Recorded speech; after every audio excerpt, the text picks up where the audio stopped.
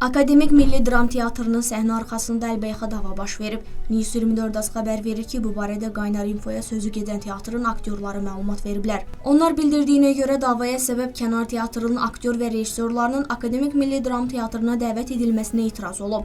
Dava teatrın Bədii Şurasının iclasında baş verib. Xalq artisti Əlinur çıxışı zamanı başqa teatrdan dəvət olunan aktyor və rejissorlara etiraz edib. Aktyor deyib ki, az dramaya təsadüfi rejissorlar dəvət etmək olmaz və bununla bağlı fikrini təhlil edib. Mübahisə yaranıb və aktyorlardan bir neçəsi Əlinurun üstünə hücuma keçərək ona yumruq atıblar. Vəziyyətin dramatik həddə çatacağını görən xalq artisti Sabir Məmmədov hadisəyə biganə qala bilməyib. Sabir Məmmədov teatrın direktoru İlham Məskərov dava edənləri iclas otağından çıxardaraq hadisə yerindən uzaqlaşdırıblar. Bildirilib ki, teatrın Bədii Şurasında belə hadisə 150 ildə ilk dəfə baş verib. Xalq artisti Əlinur baş verən hadisə ilə bağlı prokurorluğa şikayət edib, hadisə araşdırılır.